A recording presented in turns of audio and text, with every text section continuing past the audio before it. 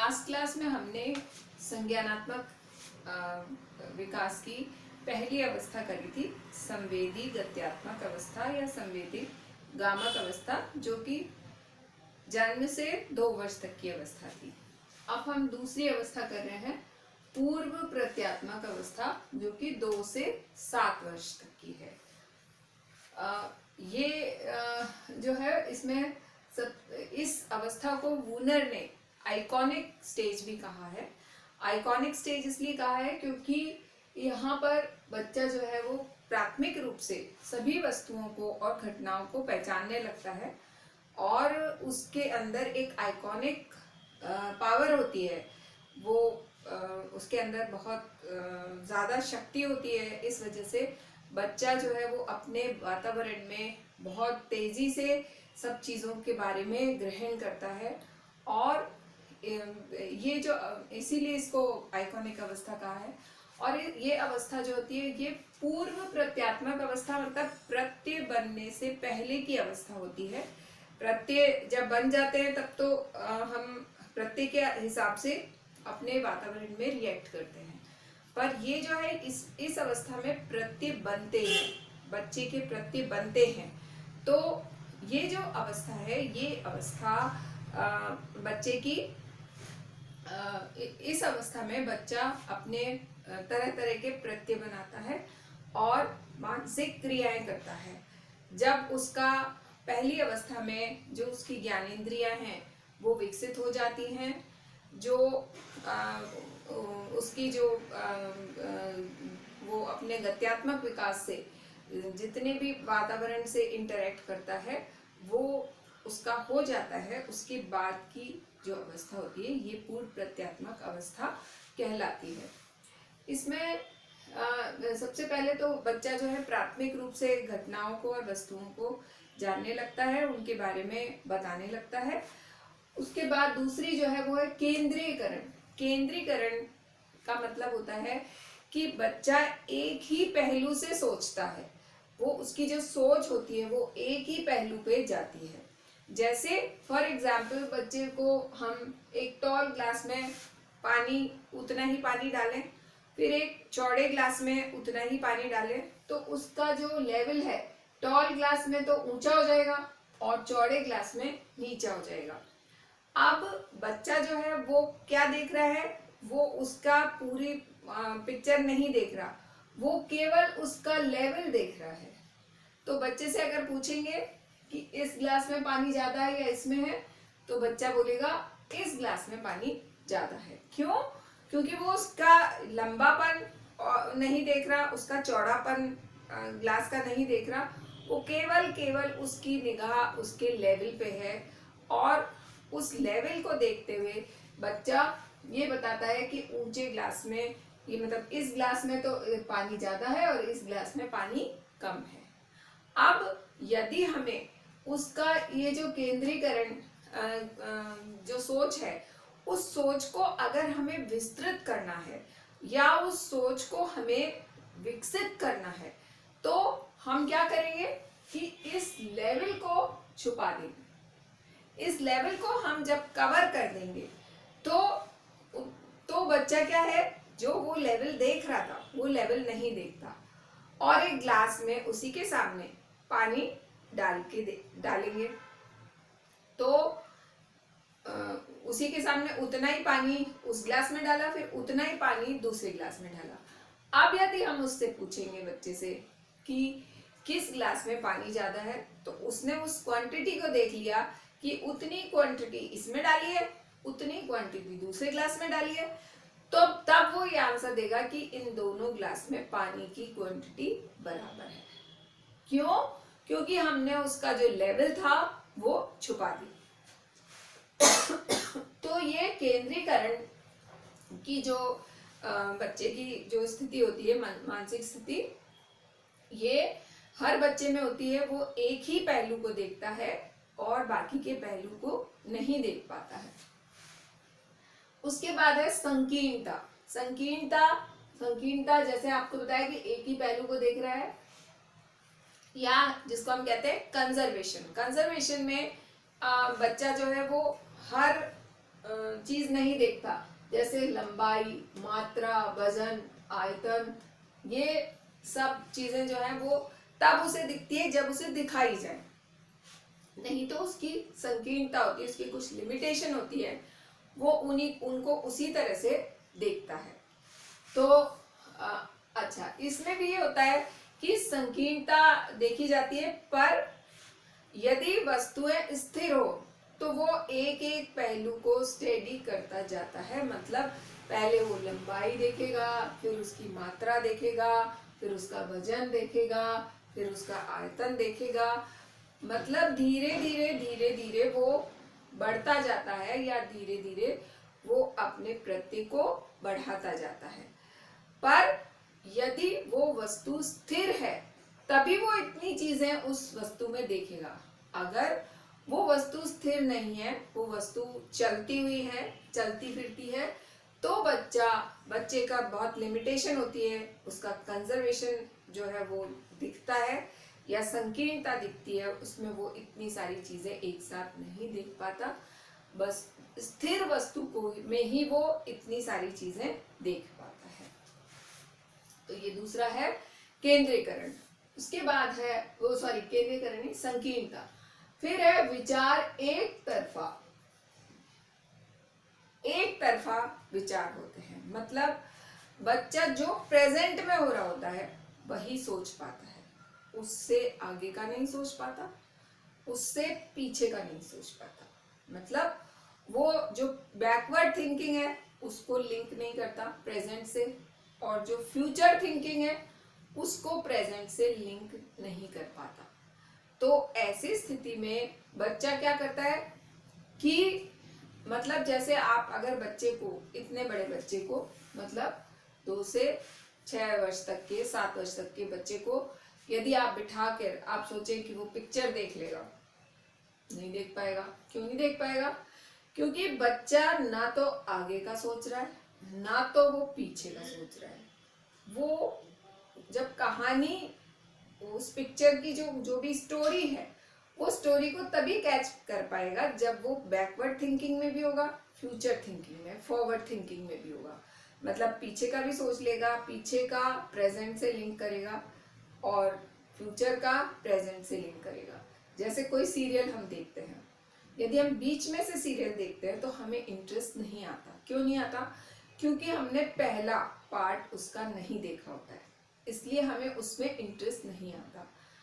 तो वही बात बच्चे की होती है कि बच्चे को यदि कोई पूरी मूवी दिखाई जाए तो उसमें उसका इंटरेस्ट नहीं बैठता, क्योंकि उसके अंदर ना तो बैकवर्ड थिंकिंग होती है, ना फॉरवर्ड थिंकिंग होती है, उसके अंदर प्रेजेंट थिंकिंग होती है। तो इसीलिए इतने छोटे बच्चों को एड्स अच्छे लगते हैं, जो छोटे से होते हैं, कुछ सेकंड्स में आते हैं, सब कुछ दिखाते हैं और वो वापस खत्म हो जाते हैं। तो इतने छोटे बच्चों को एड्स में मजे आते हैं, वो एड्स को कॉपी करना चाहते हैं, छोटे छोटे से एड्स को उतने उसको समझ में आ जाते हैं। परंतु यदि हम सोचें बड़ी सी स्टोरी बच्चे को सुनाई जाए, या बहुत बड़े विस्तार से उनको पढ़ाया जाए, तो बच्चे नहीं समझ पाते हैं, क्योंकि उनकी फॉरवर्ड और बैकवर्ड थिंकिंग नहीं होती है। फिर है तर्क शक्ति। अच्छा, संकीर्णता में जैसे बच्चों को ये इस तरह की मिट्टी की 2 बॉल्स दी, एक को प्रेस करके लंबा कर दिया, एक को गोल कर लिया। अब उससे पूछा, एक ही जितनी मिट्टी डाली है, अब उससे पूछा कौन सी बॉल बड़ी है, तो वो कहेगा जिसको हमने लंबा किया वो बॉल बड़ी है, क्योंकि वो उसका आकार देख रहा है, केवल उसका आकार पे उसकी निगाह टिकी हुई है। तो ये संकीर्णता बच्चे में देखी जाती है। अब है तर्क शक्ति। तर्क शक्ति उसकी इतनी होती है कि बच्चा जो है वो तर्क शक्ति कैसे करता है, उसकी इच्छाओं पर आधारित होती है, उसकी मांगों पर आधारित होती है। मतलब ऐसा नहीं है कि वो उसको वाकई में उस चीज को जानना चाहता है या उसकी बहुत नॉलेज है, नहीं। उसकी तर्क शक्ति यहीं तक विकसित होती है कि पापा अच्छे क्यों है, क्योंकि वो मेरे लिए गिफ्ट लेके आते हैं। अगर वो गिफ्ट नहीं लाएंगे तो पापा अच्छे नहीं होंगे। खराब हो जाएंगे। मम्मी अच्छी क्यों है? क्योंकि वो मेरी मांगों को पूरा करती है। अगर वो मेरी मांगों को पूरा नहीं करती तो मम्मी खराब हो जाएंगी। मतलब कि उसकी तर्क शक्ति यहीं तक ही सीमित होती है कि वो उसकी इच्छाएं जो पूरी करे वो बहुत अच्छा है, जो उसकी मांगे पूरी करे वो बहुत अच्छा है। अगर कोई उसकी इच्छाएं पूरी ना करे या उसकी मांगों को ध्यान नहीं दे तो वो इंसान बहुत बुरा हो जाता है। तो इस तरह से उसका जो तर्क है वो इस तरह का होता है। तो ये उसकी तर्क शक्ति है। जैसे फॉर एग्जाम्पल बच्चे से पूछो कि हवा कैसे दिखती है, हमें हवा कैसे चल रही है, हमें कैसे पता चलता है हवा? कि पेड़ हिलते हैं, पेड़ हिलते हैं तो हवा पता चलती है कि हवा है यहाँ पे। और अगर उससे हम कहें कि पेड़ काट दिए जाए तो फिर हवा कैसे दिखेगी?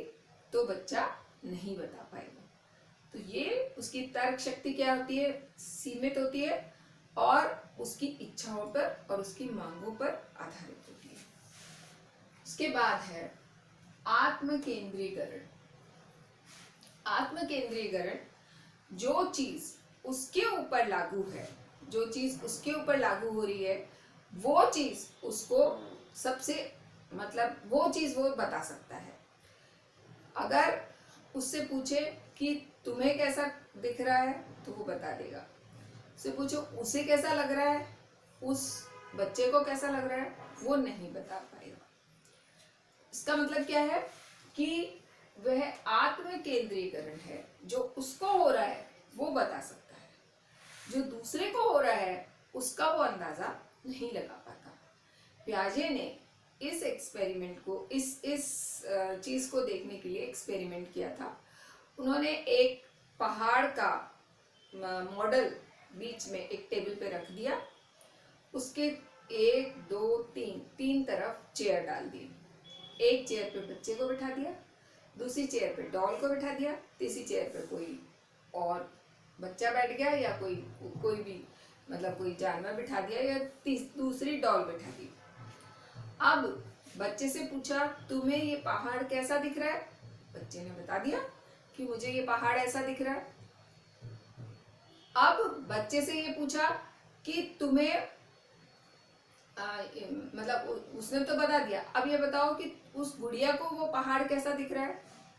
तो बच्चा नहीं बता पाया। उसको कैसा दिख रहा है उसे नहीं पता। तीसरे जने को कैसा दिख रहा है उसको नहीं पता।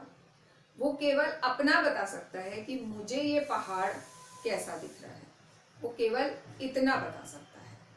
तो इस तरह से बच्चे की जो सोच होती है वो बहुत मतलब एक तरफा होती है, या आत्म केंद्रीकरण होता है उसमें, जिसमें वो केवल अपनी सोचता है, उससे कैसा लग रहा है, उसे कैसा दिख रहा है, मुझे कैसा महसूस हो रहा है, मुझे बुरा लग रहा है, मुझे अच्छा लग रहा है, सिर्फ यहीं तक ही उसकी सोच होती है। फिर है विचारों में विप्रतीकरण। विचारों में विप्रतीकरण मतलब वही बात, विचार उसके एक तरफा होते हैं, उसमें ना तो पीछे का होता है ना फ्यूचर का होता है, आगे का होता है, केवल वर्तमान का वो देखते हैं। उसके बाद है उसमें बच्चे में कुछ विशेषताएं देखी जाती है, मतलब ये प्रत्यय बनने की अवस्था होती है, इसलिए बहुत सारे प्रत्यय इस समय बच्चा बनाता है, जैसे रंगों का, कॉइन्स का, जोड़ने का, गुणा का, बाकी का मतलब डिवीजन, मल्टीप्लिकेशन, प्लस, माइनस, घटाना, जोड़ना, ये सब छोटा छोटा बच्चा जो है उसके प्रत्यय इसी समय बनते हैं।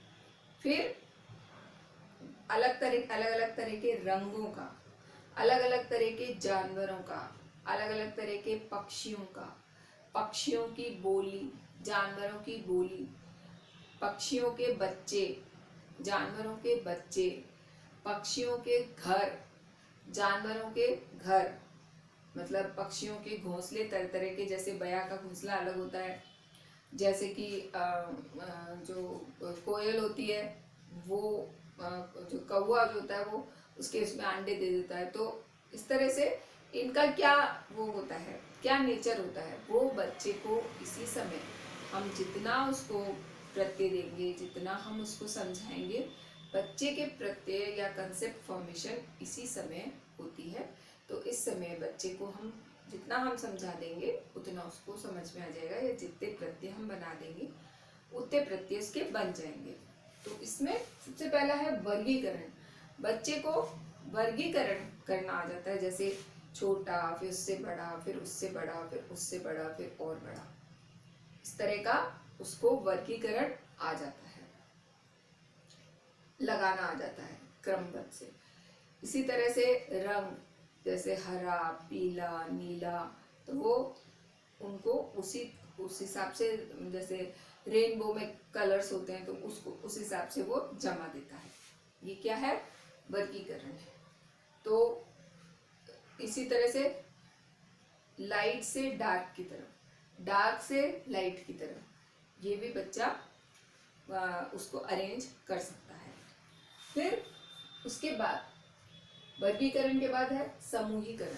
समूहीकरण मतलब एक ही रंग के वस्तुएं एक तरफ इकट्ठी करो, दूसरे रंग की वस्तुएं दूसरी तरफ इकट्ठी करो, तीसरे रंग की तीसरी तरफ इकट्ठे करो, या आकार के हिसाब से, जैसे त्रिभुज आकार है तो त्रिभुज की अलग वो करो, वस्तुएं अलग एकत्रित करो, गोलाकार की अलग वो करो, आयताकार की अलग वस्तुओं को अलग अलग करो। तो इस तरह से बच्चा जो है वो समूहीकरण भी कर लेता है। तो उसमें बच्चे में ये विशेषताएं देखी जाती हैं और कई तरह के कंसेप्ट उसमें विकसित होते हैं। इसके अलावा उसमें व्यवहार के कंसेप्ट भी डेवलप होते हैं, जैसे ईमानदारी, तो हमको हमेशा ईमानदार होना चाहिए, तो ये भी उसके अंदर ये भी विकसित होता है, ये भी देखा जाता है। तो इस तरह से बच्चे के अंदर ये कंसेप्ट, जैसे झूठ बोलना, सच बोलना, ईमानदार होना, लालची होना, इस तरह के जो ऑपोजिट शेड्स हैं वो भी बच्चे के कंसेप्ट्स बन जाते हैं उसी समय। और इस समय पेरेंट्स जैसी ट्रेनिंग देते हैं उस हिसाब से बच्चे के जो प्रत्यय हैं वो बनते रहते हैं।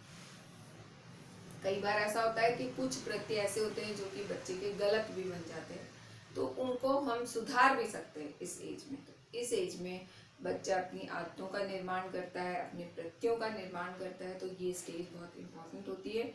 इस स्टेज में हम बच्चे को बहुत सारी चीज़ें सिखा सकते हैं। उसके बाद मानसिक कल्पना शक्ति, बच्चे के अंदर कल्पना शक्ति का भी विकास हो जाता है। और वो जैसे जैसे बच्चे कुछ काल्पनिक खेल भी खेलते हैं, कुछ काल्पनिक कैरेक्टर्स भी बन जाते हैं, जैसे जो गर्ल्स हैं तो वो मम्मी बन जाती हैं, बॉयज़ हैं तो वो पापा बन जाते हैं, या फिर कोई जैसे हनुमान जी का कैरेक्टर प्ले करता है, कोई रामचंद्र जी का, कोई सीता जी का। तो इस तरह से ये कैरेक्टर्स भी प्ले करने लगते हैं, काल्पनिक जो कैरेक्टर्स होते हैं उनको वो प्ले करने लगते हैं। और इसी तरह से जो निर्जीव वस्तुएं हैं उनको बच्चे, छोटे बच्चे होते हैं वो पढ़ाने लगते हैं, उनको पिटाई लगाते हैं इस तरह से। तो ये कल्पना शक्ति भी बच्चे में आती है और इसी से बच्चा जो है वो नाटक करना सीखता है या ड्रामेटाइजेशन सीख जाता है, और नाटक के द्वारा वो अपने आप को अभिव्यक्त करने की कोशिश करता है। उसके बाद है क्रमबद्ध करना। क्रमबद्धता बच्चों को जैसे कि वर्गीकरण करना, समूहीकरण करना, इसी तरह से क्रमबद्धता भी आ जाती है।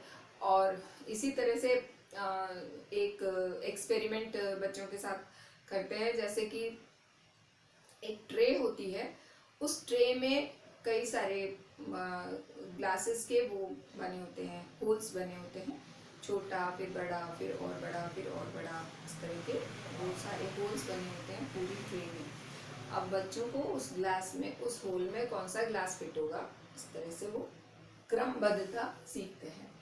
और इसी से संक्रामिता भी विकसित होती है। और संक्रामिता इस एज में बहुत कम देखने को मिलती है, मतलब नहीं के बराबर होती है। जैसे कि हमने वो ट्रे ली थी और उसमें होल्स बने थे क्रमबद्ध तरीके से, उन ट्रे को हमने पहले तो सीधा रखा और बच्चे से वो ग्लास लगवाए। अब हमने उसको घुमा दिया और हमने पहले तो छोटा बड़ा बड़ा बड़ा इस तरह से करना था। अब बड़े बड़े से फिर छोटा, फिर और छोटा, फिर और छोटा, फिर और छोटा, मतलब हम रिवर्स उससे करा रहे हैं। तो वो बच्चे को इस एज में कम समझ में आता है। वो जितनी हम उसके साथ प्रैक्टिस करेंगे, जितना हम उसको अनुभव देंगे, उतना ही बच्चा सीखता है। पर नॉर्मली बच्चा ये ट्रांसिटिविटी या संक्रामिता नहीं कर पाता है। और ये संक्रामिता जो होती है, ये जो होती है, इसमें हम 3 एलिमेंट्स को एक साथ जोड़ के बच्चे को मतलब हम पूछते हैं। जैसे x y से बड़ा है, y z से बड़ा है, ठीक है। x y से बड़ा है, y z से बड़ा है, या हम यूँ कहें x y से बड़ा है, z y से बड़ा है। नहीं, x y से बड़ा है और y z से बड़ा है, तो सबसे बड़ा कौन होगा। तो अगर हम ये 3 रिलेशंस बच्चे को देंगे तो बच्चा नहीं इतना नहीं सोच पाएगा। ये एक्सरसाइजेस, ये मेंटल एक्सरसाइजेस बच्चों को निरंतर हम करवाते हैं, तभी बच्चे को आती है। और इसी तरह से बच्चे में जो स्मृति होती है वो भी देखते हैं, मेमोरी कितनी है। तो बच्चे को कार्ड्स दिखाते हैं, वो कार्ड्स क्रमबद्ध रूप से लगे हुए होते हैं और फिर उन कार्ड्स को बिखेर देते हैं और फिर उनसे कहते हैं जो क्रमबद्धता आपने देखी थी उसी क्रमबद्धता से लगाइए। तो 4 से 5 साल का बच्चा नहीं कर पाता है इसको, और 7 से 8 वर्ष तक का बच्चा, उसको कुछ ग्लिम्पसेस याद होते हैं, तो वो 50% बच्चे उसमें कर पाते हैं और कुछ बच्चे 50% ही सॉल्व कर पाते हैं। फिर उसके बाद 9 से 10 वर्ष का बच्चा 90% कर लेता है और फिर 10 वर्ष से आगे वो पूरा कर लेते हैं। तो इस तरह से ये बच्चों में ये देखी जाती है ट्रांसिटिविटी। तो आज हमने जो ये किया है संज्ञानात्मक विकास, ये उसकी द्वितीय अवस्था करी है, पूर्व प्रत्यात्मक अवस्था। Thank you.